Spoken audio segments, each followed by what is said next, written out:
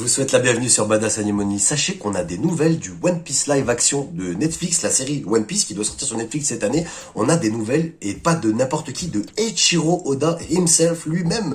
Vraiment, et une lettre pour une fois. Oda, il reste toujours très évasif quand il parle et il reste toujours très friendly, on va dire ça comme ça. Et là, je l'ai trouvé, il rentre vraiment dans les détails, je l'ai trouvé même, il a des mots très forts. Je vais lire la lettre tout de suite, on va pas perdre plus de temps que ça, mais vous allez voir, vous allez me dire ce que vous en pensez, vous, on fera l'analyse à la fin de cette lettre que je trouve très très intéressante concernant le One Piece live action de Netflix.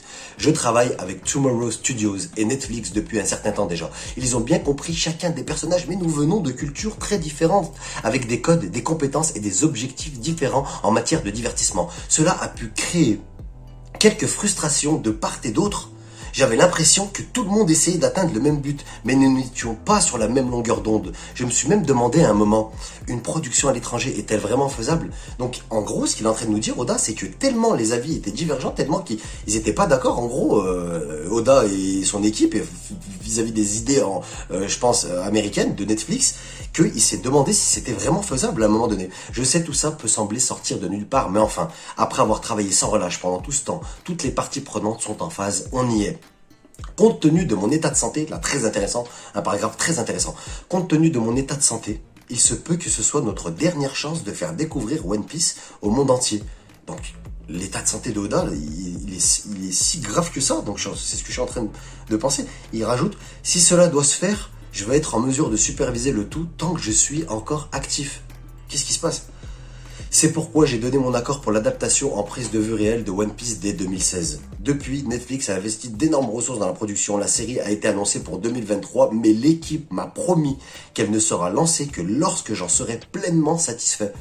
Donc on lance pas le One Piece live action tant que Oda n'a pas donné son accord final. L'ensemble de la distribution et de l'équipe répartie dans plusieurs pays déborde d'enthousiasme et d'amour pour One Piece. Tout le monde est vraiment passionné et j'ai rappelé à toutes les personnes impliquées dans cette aventure qu'il fallait avant tout s'amuser. Nous sommes en cours de finalisation en ce moment même des 8 épisodes. Nous sommes en cours de finalisation.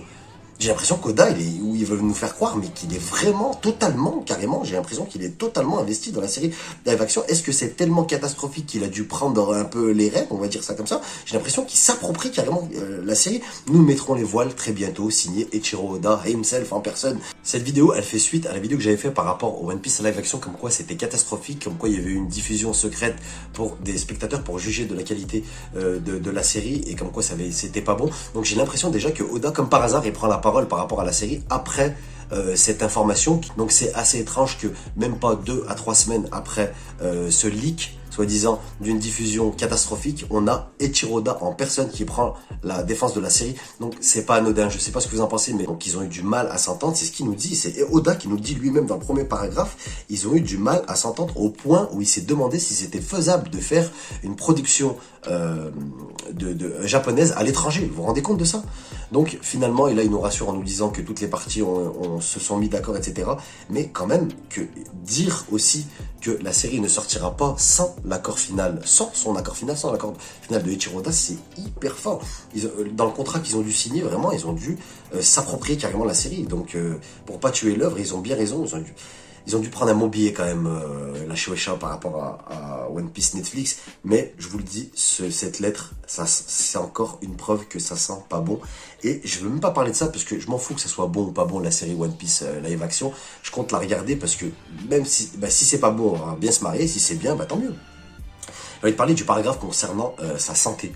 Quand même, je sais pas pour vous, mais je vais vous relire ça. Compte tenu de mon état de santé, il se peut que ce soit notre dernière chance de faire découvrir One Piece au monde entier. Donc là, on a l'impression que c'est un mec qui dit ça, c'est un mec à l'article de la mort. Je sais pas ce que vous en pensez. Et il a une maladie, peut-être qu'il a une maladie grave. J'ai l'impression qu'il est en train de nous dire qu'il va mourir en fait. Si cela doit se faire, je vais être en mesure de superviser le tout tant que je suis encore actif. Qu'est-ce qu'il va? Il va être dans un lit bientôt, il va être sur sa chaise roulante. Donc je sais pas ce que vous en pensez. Moi, ce qui m'a inquiété le plus dans cette lettre, c'est l'état de santé de Eiichiro Oda lui-même. Il en parle et j'ai l'impression qu'il nous en avait déjà parlé, il nous avait dit qu'il était malade et tout. Mais là, quand même, je trouve que dans cette lettre, on sent un peu la personnalité de Oda. Enfin, j'ai envie de dire, parce qu'à chaque fois qu'il s'exprime, on ne le sent pas vraiment se lâcher, en fait. Il veut pas nous montrer qui il est, sa personnalité, j'ai l'impression, en tout cas. Et là, sur le premier paragraphe, En tout cas, tu sens que le mec, il a une poigne. Je sais pas ce que vous en pensez. Quand il dit cela a pu créer quelques frustrations de part et d'autre, j'avais l'impression que tout le monde essayait d'atteindre le même but, mais nous n'étions pas sur la même longueur d'onde. Il le dit, il n'a pas peur. Je me suis demandé à un moment, une production à l'étranger est-elle vraiment faisable? Donc il n'a pas peur de le dire, il n'a pas peur d'imposer ses idées, et il se laisse pas faire, il laisse pas son œuvre. Il a raison, il faut pas qu'on prenne son œuvre et qu'on en fasse n'importe quoi. Donc voilà, c'était la lettre de Eiichiro Oda concernant le One Piece live action de Netflix. Il essaye un peu de rassurer les spectateurs. J'ai l'impression qu'il y a vraiment un très énorme billet d'investi de la part de Netflix. Là, il faut calmer par rapport aux sommes investies. Il faut que la série elle soit accueillie et bien accueillie. Je vous le dis, ils ont peur, ils flippent.